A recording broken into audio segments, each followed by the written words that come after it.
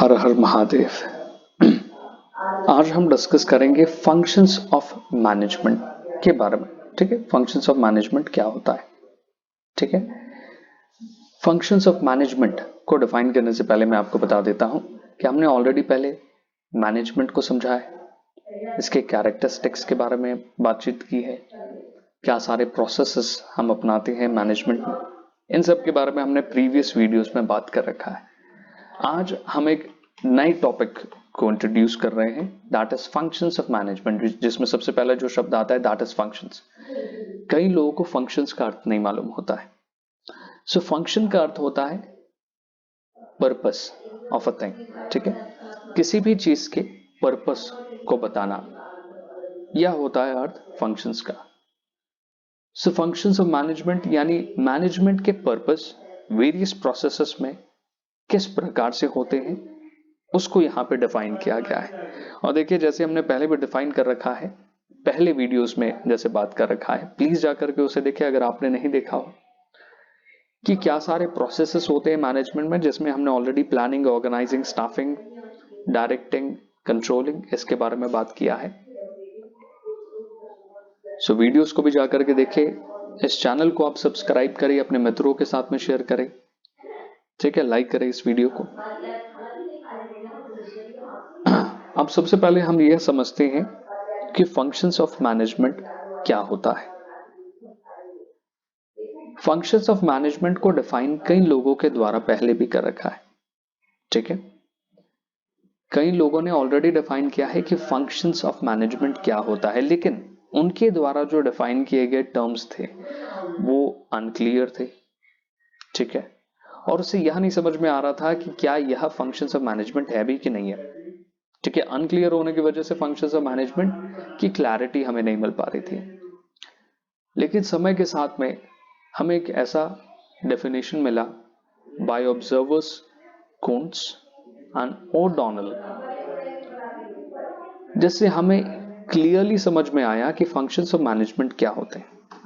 ठीक है, functions of management को हमने इन 5 पॉइंट्स में डिफाइन कर रखा है, जिससे आपको काफी क्लैरिटी मिलेगी कि फंक्शंस ऑफ मैनेजमेंट क्या होते हैं। ठीक है, तो चलिए सबसे पहले हम डिस्कस करते हैं नंबर 1 पॉइंट को, दैट इज प्लानिंग। प्लानिंग को समझाने के लिए मैं एक छोटा सा डायग्राम आपके लिए बनाना चाहूंगा ताकि आपको क्लैरिटी मिल सके। ठीक है, और मान लीजिए यह एक बिजनेस सिस्टम है। ठीक है, और यह एनवायरनमेंट है। पहले मैंने एनवायरनमेंट के बारे में बात कर रखा है वीडियोस में, जरूर जाकर के देखिए अगर आपको क्लैरिटी नहीं है कि एनवायरनमेंट क्या होता है। देखिए, अलग अलग प्रकार के एनवायरनमेंट होते हैं। आप देखेंगे तो लीगल एनवायरनमेंट होता है, सोशल एनवायरनमेंट होता है, इकोनॉमिकल एनवायरनमेंट होता है, और ऐसे कई प्रकार के एनवायरनमेंट होते हैं। यह सारे एनवायरनमेंट, ठीक है, एटीसीबी में डाल देता हूं एक्सेट्रा, इनका इंपैक्ट एक बिजनेस सिस्टम पे हमेशा रहता है। देखिए, हमें मालूम है कि बिजनेस आइसोलेट होकर के अपने प्रोसेसेस एंड एक्टिविटीज को परफॉर्म नहीं कर सकता है, इसे रेगुलर इंटरैक्ट करना पड़ता है एनवायरनमेंट के साथ में। इस वजह से एनवायरनमेंट के इंपैक्ट हमें बिजनेस के ऑपरेशंस में देखने को मिलता है। प्रोडक्शन पर भी इंपैक्ट पड़ता है, जो एफिशिएंसी आती है उस पर भी इंपैक्ट पड़ता है, सिस्टम, स्ट्रैटेजीज, ह्यूमन रिसोर्स, बाकी जो भी चीजें एक बिजनेस के अंदर में आती हैं उन सब पे हमें इंपैक्ट देखने को मिलता है। तो यह सारी चीजें या तो सर्टेन है काफी हद तक, या तो अनसर्टेन है। सर्टेन है मतलब हम समझ सकते हैं कि हाँ, ऐसे कुछ चीजें आने वाले समय में हो सकती हैं, इसके लिए भी हम प्लानिंग करते हैं और इसके लिए भी हम प्लानिंग करते हैं, लेकिन हमारा खास कर जो ध्यान रहता है दैट इज टुवर्ड्स अनसर्टेनिटीज, क्योंकि अनसर्टेनिटीज एक ऐसी चीज है जिसको बयां नहीं किया जा सकता है। इसको हम बस एस्टिमेट लगा सकते हैं कि हाँ, ऐसा कुछ हो भी सकता है। देखिए, जैसे अगर समझ लीजिए कि पॉलिटिकल कुछ सिनारियो चेंज हो गया कंट्री में, ठीक है, एक ऐसी पार्टी आ गई जो है बिजनेसेस को ज्यादा सपोर्ट नहीं करती है, हो सकता है इनकी वजह से टैक्सेस इंट्रोड्यूस हो जाए। ठीक है, एक अलग प्रकार का टैक्स इंट्रोड्यूस हो जाए जिसकी वजह से बिजनेस के जो प्रोडक्ट्स और सर्विसेज निकल रहे हैं उसकी कॉस्टिंग बढ़ जाए। तो अब क्या हो गया, कि बिजनेस घाटा झेल रहा है या फिर ज्यादा प्रॉफिट नहीं कमा पा रहा है, ठीक है, स्ट्राइक हो गया, लॉकडाउन जैसे सिनेरियोज आ गए, तो इन सारी चीजों की वजह से बिजनेस पर बहुत बुरा इंपैक्ट पड़ता है। कई बिजनेसेस इसकी वजह से शट डाउन हो जाते हैं। ऐसे सिचुएशंस ना क्रिएट हो, इसलिए हम प्लानिंग करते हैं। प्लानिंग इज ऑल अबाउट जब आप ऐसे अनसर्टेनिटीज को कवर करते हैं जिसका इंपैक्ट बिजनेस ऑपरेशंस पर पड़ सकता है, इसके लिए आप पहले से ही डिफाइन करते हैं कई सारी चीजों को, कई सारे प्रोसेसेस को, स्ट्रैटेजीज को, ताकि आने वाले उन अनसर्टेनिटीज के इंपैक्ट को कम कर सके। So planning is said to be the essence of management. क्यों मैनेजमेंट का एसेंस है? देखिए, जैसे बिजनेस है, यहाँ पे मैंने प्लानिंग लिख रखा है, शायद आप देख पा रहे होंगे, प्लानिंग लिख रखा है, और यह मैंने दिखाया है कि किस प्रकार से अनसर्टेनिटीज इस पर इंपैक्ट डाल रहे हैं। इसीलिए प्लानिंग करना बेहद जरूरी है, और प्लानिंग की एक अंडरस्टैंडिंग की इसका क्या वैल्यू है एक ऑर्गेनाइजेशन को होना चाहिए इन टुडेज वर्ल्ड सिनेरियो। ठीक है, तो चलिए हम आगे बात करते हैं नेक्स्ट पॉइंट की तरफ। ठीक है, that is about organizing. Organizing शब्द से आप कुछ समझ पा रहे होंगे, इट्स ऑल अबाउट ऑर्गेनाइजिंग। मतलब चीजों को ऑर्गेनाइज, जैसे आपके घर में भी, आपके परिवार में भी कई बार आपके परिवार वाले बोलते होंगे कि आप ऑर्गेनाइज करके चीजों को रखो। ठीक है, सो ऑर्गेनाइज आखिर होता क्या है? देखिए, it involves establishment of internal organization structure. जो इंटरनल ऑर्गेनाइजेशन स्ट्रक्चर होता है, मान लीजिए बिजनेस है, बिजनेस के अंदर में जो स्ट्रक्चर है, ठीक है, जो स्ट्रक्चर से बिजनेस बना हुआ है, वेरियस डिपार्टमेंट्स है, प्रोसेसेस है, सिस्टम्स है, स्ट्रैटेजीज है, उसको इस्टेब्लिश करना है, बेहतर तरीके से इस्टेब्लिश करना इज ऑल अबाउट ऑर्गेनाइजिंग। ठीक है, तो यहां पे इंटरनल ऑर्गेनाइजेशन स्ट्रक्चर के बारे में बताया गया है, उसे हम डिस्कस करते हैं, समझते हैं। सबसे पहले it lays down line and staff relationship. अब जिन्हें लाइन और स्टाफ की जानकारी नहीं है उन्हें मैं बता देता हूं कि लाइन और स्टाफ क्या होता है। देखिए, लाइन एग्जीक्यूटिव्स एक ऑर्गेनाइजेशन में होते हैं, एक ऑर्गेनाइजेशन में स्टाफ एग्जीक्यूटिव होते हैं। ठीक है, जस्ट अ मोमेंट। ठीक है, दो तरह के लोगों को आपको देखने को मिलता है एक ऑर्गेनाइजेशन में। मान लीजिए ये एक एम्प्लॉय है, ये भी एक एम्प्लॉय है, ये भी एक एम्प्लॉय है, ये भी एक एम्प्लॉय है। इस प्रकार से ही स्टाफ एग्जीक्यूटिव में भी ये भी एम्प्लॉय है, ये भी है, ये भी है, ये भी है।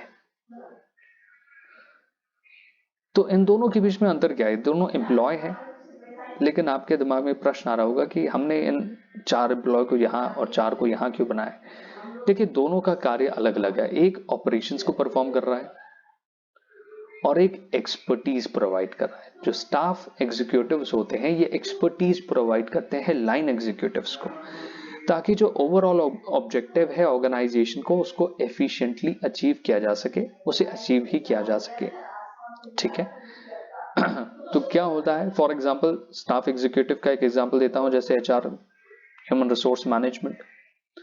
फिर हो सकता है आप एचआरडी को इन्वॉल्व करते हैं, ह्यूमन रिसोर्स डेवलपमेंट, जिसमें हो सकता है कि आप ट्रेनिंग एंड डेवलपमेंट प्रोवाइड करते हो। तो इन लोगों की वजह से आपका ऑर्गेनाइजेशन के ऑब्जेक्टिव्स बहुत ही प्रॉपरली हैंडल हो पाते हैं, उसे डिफाइन भी किया जाता है, उसे बहुत ही प्रॉपरली आप अचीव भी कर पाते हैं। सो यह एक्सपर्ट है अपने फील्ड, ठीक है, स्पेशलाइजेशन है, और यह अपने ऑपरेशंस को परफॉर्म कर रहे हैं। अब इन दोनों के बीच में क्या रिलेशन होगा? दोनों अलग अलग डिपार्टमेंट है मान लीजिए, तो एक दूसरे के ऊपर में इनका क्या इंपैक्ट पड़ रहा है? ठीक है, जब ये एक दूसरे के साथ में इंटरैक्शन करेंगे तो किस तरह का बिहेवियर होगा? देखिए, कई ऑर्गेनाइजेशंस होते हैं जहां पर जो लाइन एग्जीक्यूटिव्स होते हैं वो बहुत ही पावरफुल होते हैं। अगर आपने किसी ऑर्गेनाइजेशन में काम किया हो या फिर पहले किए हो, कर रहे हो, करेंगे आगे फ्यूचर में, तो आपको समझ में आएगा। कई ऑर्गेनाइजेशंस में, डायग्राम से मैं आपको समझाता हूं, जस्ट अ मोमेंट। कई ऑर्गेनाइजेशंस में फॉर एग्जांपल ह्यूमन रिसोर्स बहुत पावरफुल होता है। इसकी वजह से जो एम्प्लॉय होता है वो इतना पावरफुल बन जाता है कि मैनेजर को भी कई बार डर लगता है।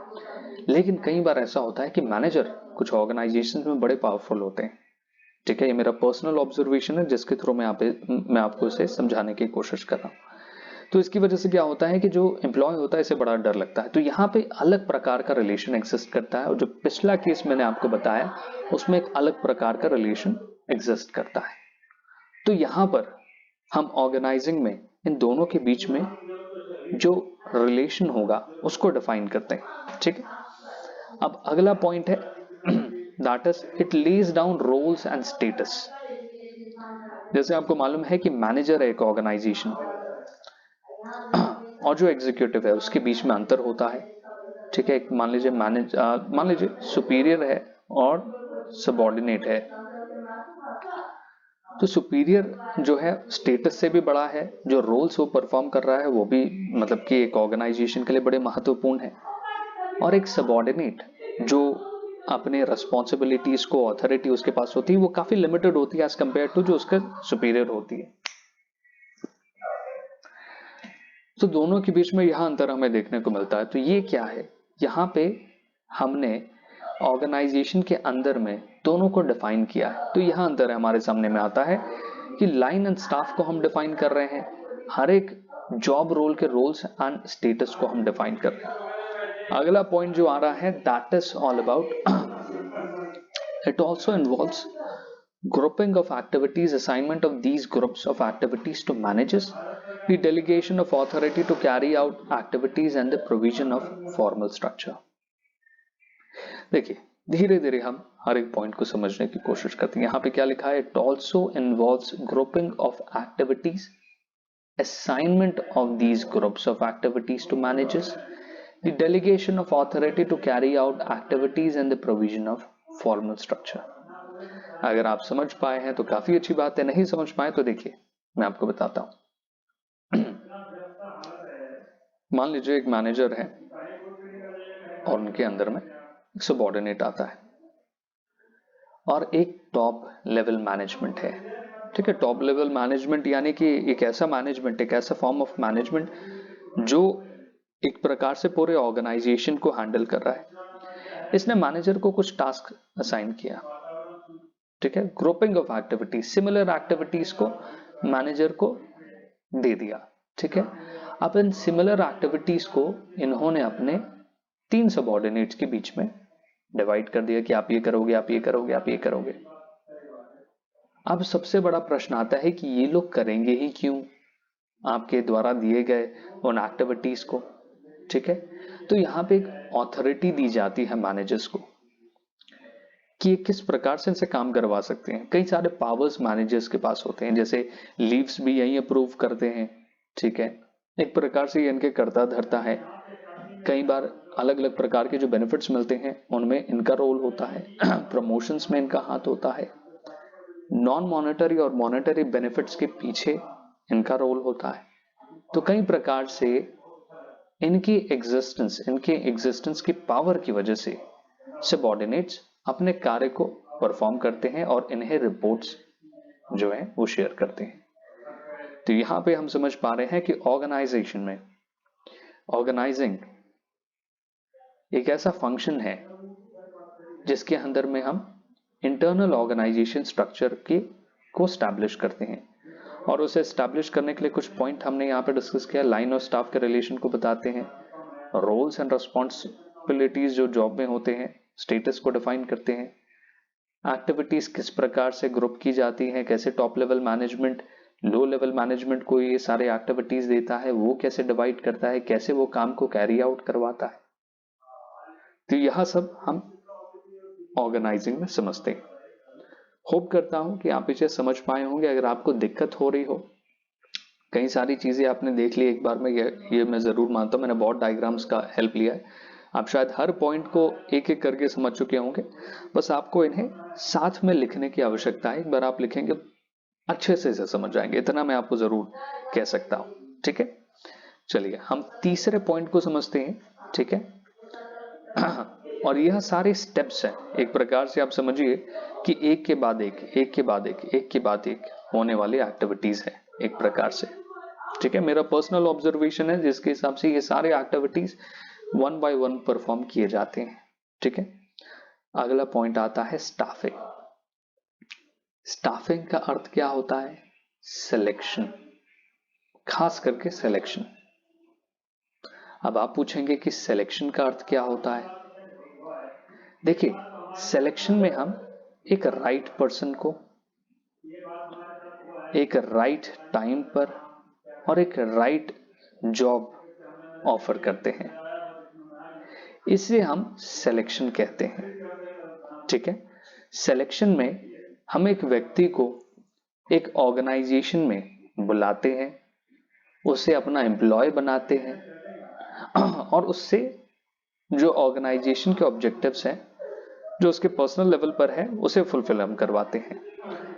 जिसमें एक ऑर्गेनाइजेशन को यह ध्यान रखना है कि किसी भी व्यक्ति को आप ना बैठा ले किसी भी पोजीशन पे, तो राइट जॉब को राइट टाइम पे और राइट पर्सन को ऑफर किया जाता है। So that is all about selection. हम सिलेक्शन करते हैं, एक प्रकार से स्क्रीनिंग करते हैं कि किसे हमें अपने ऑर्गेनाइजेशन में एक अवेल पोजीशन पर बैठाना चाहिए। फिर उन्हें हम ट्रेनिंग भी देते हैं कि वह काम को कैसे परफॉर्म करेंगे। राइट पोजीशन, जैसे मैंने डिस्कस किया, सिलेक्शन का एक प्रकार है, एक पार्ट है। और तीसरा पॉइंट है looking after the activities they perform. तो जो एक्टिविटीज वो परफॉर्म करेंगे उन पर हम ध्यान रखते हैं।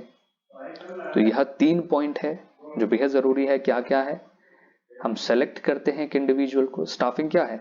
सेलेक्ट करना, ट्रेनिंग देना, लुक आफ्टर करना कि वह क्या कार्य कर रहे हैं, कैसे कार्य कर रहे हैं। चौथा पॉइंट है डायरेक्टिंग एंड लीडिंग। देखिए, डायरेक्टिंग एंड लीडिंग में मैंने बहुत सारे पॉइंट लिखे, आसान है, डिफिकल्ट नहीं है, आराम से समझा जा सकता है। देखिए, सबसे पहले क्या लिखा है? पर्सनल, उसे मोटिवेट करना, उसे लीड करना, उससे काम करवाना, उसके इंडिविजुअल गोल्स को पूरा करना ताकि आप ऑर्गेनाइजेशंस के गोल को पूरा कर सके, और परफॉर्मेंस को उनके परफॉर्मेंस को गाइड करना कि कैसे वो अपने परफॉर्मेंस को बेहतर बना सकते हैं। ठीक है, देखिए ये सारे स्टेप 1 बाय 1 है। ठीक है, मैं इसे आपको एक बार समझाता हूं कि कैसे एक दूसरे के साथ में इंटरकनेक्टेड है, और ये मेरा पर्सनल ऑब्जर्वेशन आपकी यहाँ पे किस प्रकार से मदद करने वाला है।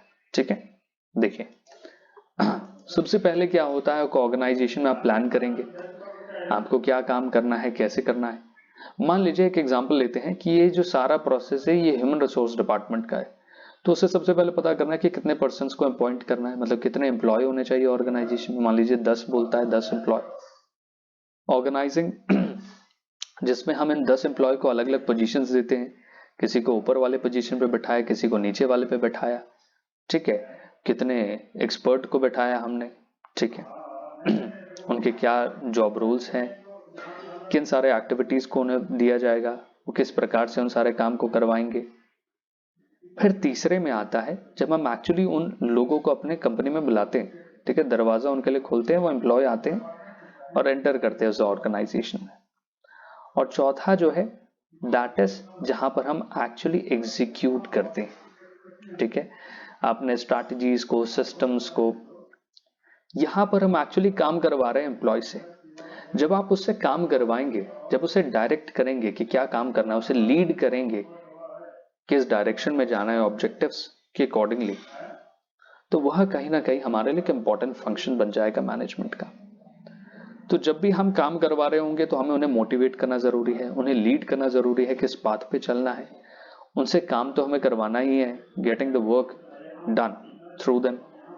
फिर उनके इंडिविजुअल गोल्स जो हैं उसको फुलफिल करना। जैसे हमने यहाँ पे भी देखा है कि हर किसी को एक एक्टिविटी दी गई है परफॉर्म करने के लिए, तो अगर उनके इंडिविजुअल गोल्स पूरे होंगे तो कहीं ना कहीं यह जाकर के टॉप लेवल मैनेजमेंट और ऑर्गेनाइजेशन के गोल्स को भी पूरा करेगा। ठीक है, और guiding them towards improved performance. Performance को इंप्रूव करने पे हमारा खासा ध्यान होता है यहाँ पे। ठीक है, तो हम समझ चुके हैं सबसे पहले हम प्लानिंग करेंगे कितने लोग चाहिए। एग्जाम्पल बता रहा हूँ ह्यूमन रिसोर्स का। ठीक है, एक उदाहरण से समझा रहा हूँ। फिर उसमें हमने यहाँ पे ये सारे पॉइंट्स डिस्कस किए। तीसरे में उन लोगों को बुलाया, चौथे में हम काम करवा रहे हैं उन लोगों से, और पांचवा पॉइंट है कंट्रोल करना। आखिर कंट्रोल का क्या अर्थ होता है? ठीक है, देखिए यहाँ पे कंट्रोल हम डिस्कस करते हैं कि कंट्रोल का क्या अर्थ होता है। सबसे पहले मुझे एक बार इस टेक्नोलॉजी की मदद से आपको समझाने में थोड़ा सा समय जरूर लगेगा। अगला जो है दैट इज कंट्रोलिंग। अब जब वो व्यक्ति काम कर रहे होंगे तो काम करते वक्त वो परफॉर्मेंस जरूर आपको निकाल के दे रहे होंगे, और एक परफॉर्मेंस आपने एक्सपेक्ट कर रखा होगा उन लोगों से। तो यह है आपके लिए एक्सपेक्टेड परफॉर्मेंस और यह है उनका, मान लेता हूं, एक्चुअल परफॉर्मेंस। हर एक ऑर्गेनाइजेशन को यह ध्यान रखना पड़ता है कि जो भी एम्प्लॉय उनके पास में काम कर रहे हैं वो अपने एक्सपेक्टेड परफॉर्मेंस तक पहुंचे, अपने एक्सपेक्टेड परफॉर्मेंस को फुलफिल करे, सेटिस्फाई करे। यहां पर जो गैप आता है, इस गैप को फुलफिल करने के लिए हम करेक्टिव एक्शंस लेते हैं। पहला तो होता है काम मेजरमेंट करने का, मेजरमेंट ऑफ परफॉर्मेंस। हम देख रहे हैं कि कितना गैप है परफॉर्मेंस में, देख रहे हैं यार इतना गैप है। एग्जाम्पल के तौर पे इसमें दो केसेस हो सकते हैं। कम गैप है तो हम करेक्टिव एक्शंस ले रहे हैं। हम देख रहे हैं कि यार परफॉर्मेंस तो नहीं निकाल के दे रहा, अब क्या करें, ट्रेनिंग दे दो, ट्रेनिंग एंड डेवलपमेंट कर दिया।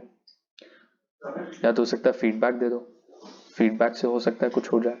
या किसी और प्रकार के, जैसे अब किसी भी प्रकार से दाल गल नहीं रह रही है तो सेपरेशन प्रोसेस को अपना लिया कि ठीक है अब हमें सेपरेट होना पड़ेगा। ऐसे कई सारे स्टेप्स को हम ले सकते हैं, ठीक है। तो ये सब है हमारे करेक्टिव एक्शंस, ताकि इस गैप को हम कम से कम कर सके, ठीक है। तीसरा, it is a continuous process. ये हमेशा होते रहेगा, होते रहेगा, होते रहेगा, ये कभी रुकने वाला है नहीं। इसमें दो केसेस जैसे मैंने आपको बोला होते हैं। पहला केस होता है जहां पर आपको गैप नजर आ रहा है परफॉर्मेंस में, और दूसरा केस जिसमें आप काफी आगे निकल चुके हैं या फिर आगे हैं अपने एक्सपेक्टेड परफॉर्मेंस से। जब गैप होगा तो वहां पर तो हम ये सारे एक्टिविटीज परफॉर्म करेंगे जैसे हमने बताया, और जहां पे हमारा एक्सपेक्टेड परफॉर्मेंस से आगे निकल चुका है हमारा जो परफॉर्मेंस है, इस केस में हो सकता है हम उसे मॉनेटरी या फिर नॉन मॉनेटरी बेनिफिट दे, ठीक है, कुछ इंसेंटिव दे दिया, ठीक है। मान लीजिए कि उसे गोवा का एक ट्रिप दे दिया कि आप गोवा घूम करके आइए, मूड फ्रेश करके आइए, फिर काम करेंगे। ऐसे कई सारे एक्टिविटीज आप परफॉर्म कर सकते हैं ताकि आप उसे रिवॉर्ड दे सके। यहां पे आप उसे रिवॉर्ड दे रहे हैं, यहाँ पे आप फीडबैक, ट्रेनिंग एंड डेवलपमेंट दे रहे हैं, या फिर किसी और प्रकार का स्टेप उठा रहे हैं। तो परफॉर्मेंस को कंट्रोल करना यह जरूरी है। तो ये 5 पॉइंट है, अगर आप गौर से समझे तो आपको समझ में आ रहा होगा या कैसे काम कर रहा है, ठीक है। Just a moment.